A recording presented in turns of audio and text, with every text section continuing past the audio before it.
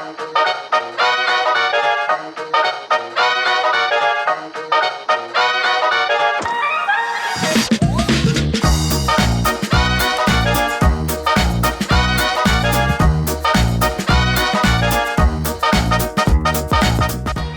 been about 3 hours. I've gotten the pot lights out, the little highway installed, and all the poop vacuumed up. During that process, I found a 120 volt wire that they've been chewing at. It's gonna get replaced. It goes to the switch located just outside this door. So I'm gonna have to figure out a way to fish a line down to that and get it hooked up again. I know the size of the room and I know what I need to do to make things work.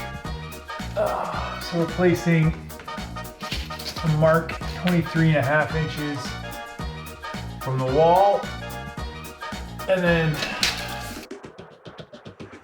using this bad boy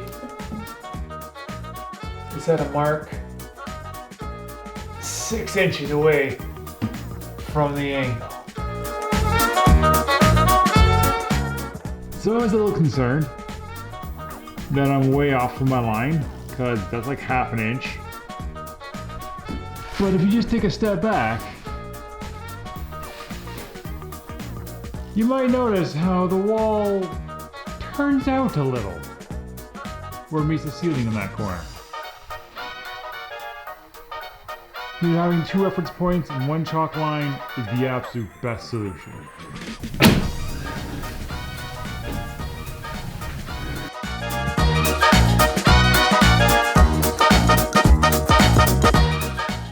Just confirm 23.5 again.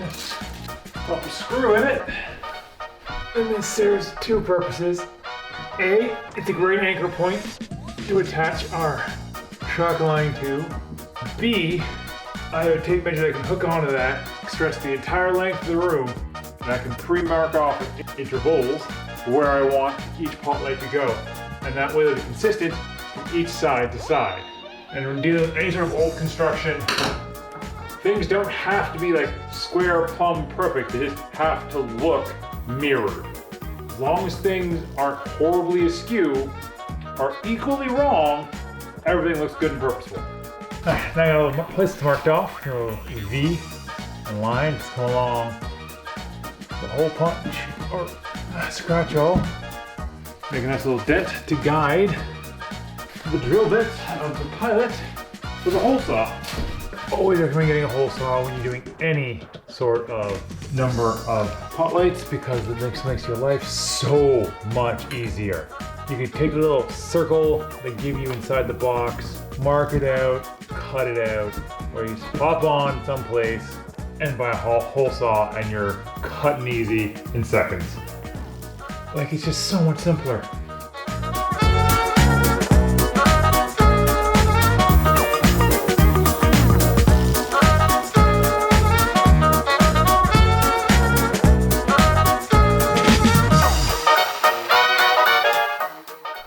Then more holes in the ceiling. Let's go for 12 more. This is where we're going to be putting the sewing machine. So we're going to mount some task lighting about 14 inches out from the wall. Straight down, centered in between here. And about 47 inches from there. Mount another one, and that way this area will be nice and illuminated with its own individual switch.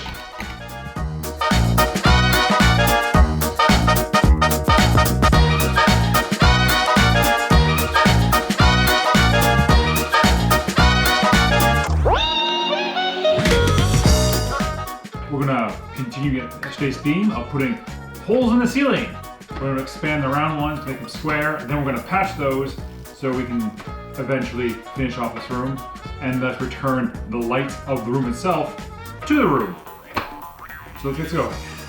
Now, maybe those of you out there wondering, why don't you just use an oscillating saw? And the answer is, I can't find mine right now. I'm really annoyed about that.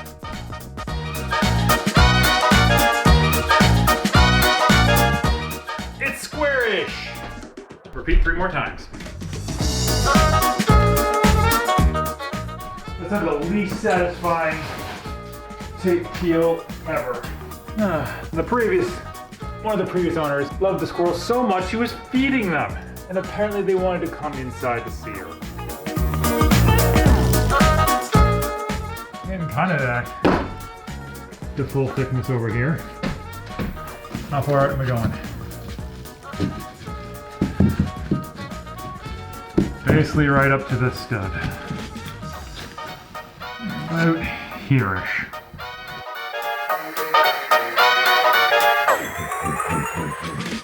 Okay, that's full thickness.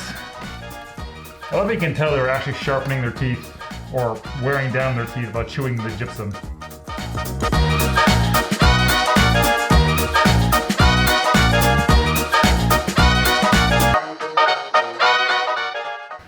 It's good enough.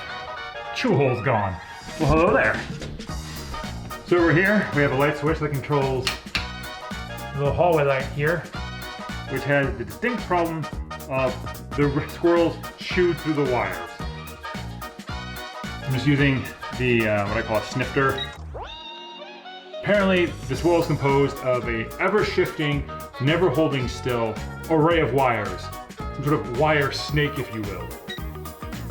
So, what I need to do is kill the power to the switch so I can actually do the work. I'm going to open up the wall and so I can run fresh wire from up here or down here up to the little bulb light up there, so we can actually have a safe light that's not going to burn down the house because it has exposed wires upstairs in the attic.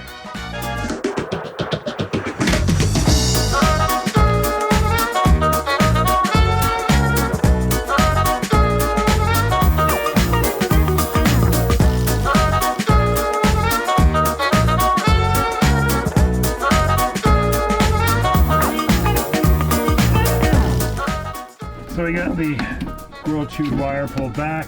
They really did a number on it. Even exposed the live screwdriver in there. Pop that out.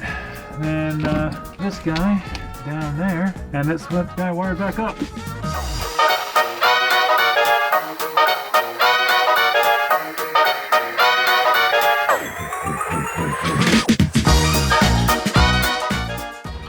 Done and done.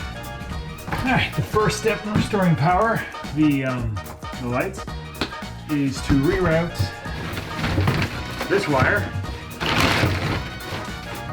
around the opening, because what we're going to be doing is using this for long bolt storage. My wife likes so we need to fix that, shove the long ones.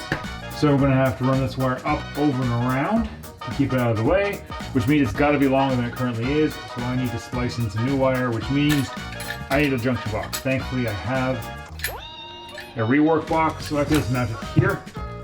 This is going to be your sewing area, so having an extra, or the area where her sewing machine is, so having an extra outlet here would be fabulous. There's an outlet right behind the camera. I measured it to the floor. Its bottom is 11 inches, so we'll just copy that so that it at least matches the nearest outlet. There's like a stud right here, and there's a stud right here, but I kind of want it in the middle, and so I'm paying for it by having to use a rework box. A rework box is just a fancy box that has little wings that pop out and grip the drywall, so basically this holds itself to the drywall, and that's what keeps the box up, as opposed to being attached to a wall. You want to make sure you don't cut up too much to the top and bottom, so you still have place for these wings to grab, as well as the tabs coming from behind. You do have to account in this case for these giant screws.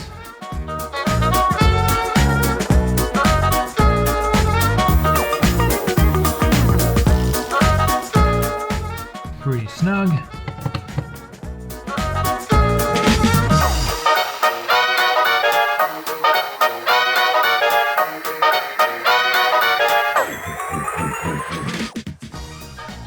The garden suite is getting a total of 14 pot lights, and I don't want to be doing the prep work when I'm upstairs with very little room. So I'm making a little assembly line down here, taking out the knockouts, putting in the wire clamps, and go around the room, remove any leftover vapor barrier, and finally shove the driving units for the LEDs up into the space so I don't have to carry them around when I crawl up into the attic. In the vein of keeping my life simple, I make a quick wire spool holder. using a milk crate and clamp. I then spool off wire and measure once, cut 14 times, so I have enough wire to go between the pot lights when they're up in the ceiling. And just as before, I shove the wire up in the holes where it's needed because I can do it from ground level without needing a ladder. Alright, now it's back upstairs and get them all plugged in. All the drivers for the LED lights are installed and wired up and hooked up to switches. I just have to run around and attach the actual emitter and light part to it. So we're going to do that, and then we can actually light this place up somewhat, because we're going to leave them dangling because we'll be painting at some point in the very near future.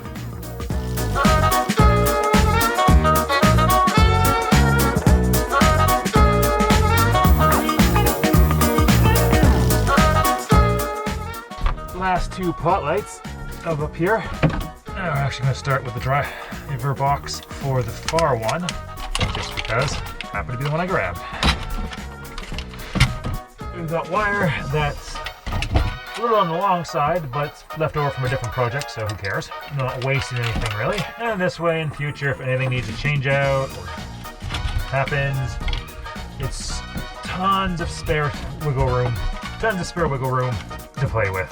Be kind to your future self.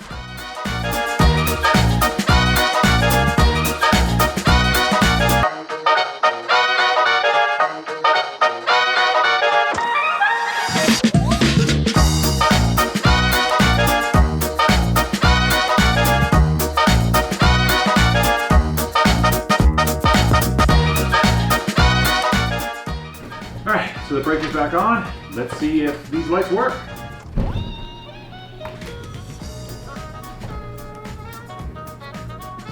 So far so good. I gotta change the color on one of them, but after that, and after the two over here, love to see it. Ooh, it's nice in here now. This is gonna be good. This is a good level of light for a sewing room, especially once these bad boys are properly mounted. It's time to get the light situation fixed up in here, as well as cut the permanent opening to the attic space. I just don't want it in the room. I want to do a nice clean ceiling line there. So what we're gonna do is use this nice thick board thing I use to flatten boards as a walkway between some ladders, so I can actually move around somewhat freely with a degree of safety. Time to set some ladders.